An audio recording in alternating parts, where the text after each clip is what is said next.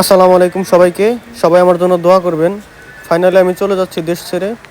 আমার গাড়ি চলে এসে পড়ছে, এয়ারপোর্ট যেতে হবে। রুখো, যারা এখানে রাখো। দাঁড়াও দাঁড়াও, আমি উঠে নিই। দাঁড়াও দাঁড়াও দাঁড়াও একটু। দরজাটা তো মোটামুটি ভালোই আছে। আচ্ছা, আমি বইসা নেই, দাঁড়াও, ওয়েট করো 1 মিনিট।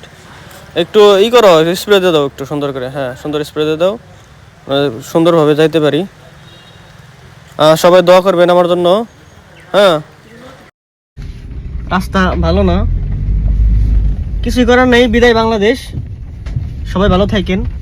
কাছের বন্ধু বান্ধব যারা আছেন, যারা আমার শুভাকাঙ্ক্ষী আছেন,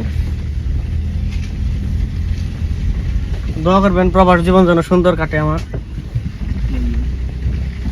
চাচা কোনটা খাও? এটা হাই দাও। এই যে অবশেষে চলে যাচ্ছি বাংলাদেশ ছেড়ে। ভালো থাকবেন সবাই, সুস্থ থাকবেন। বাড়ি থেকে রওনা দিলাম।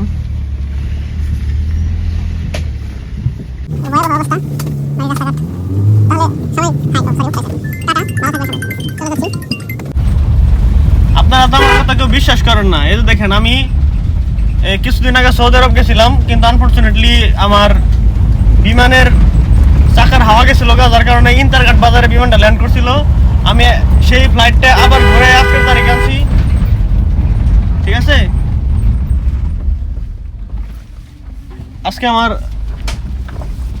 ফ্লাইট সন্ধ্যা 6টায়।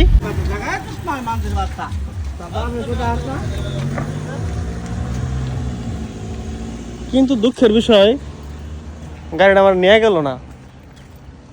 বললো যে আপনার পাসপোর্ট নাই, আপনার বিদেশ যাওয়া সম্ভব না।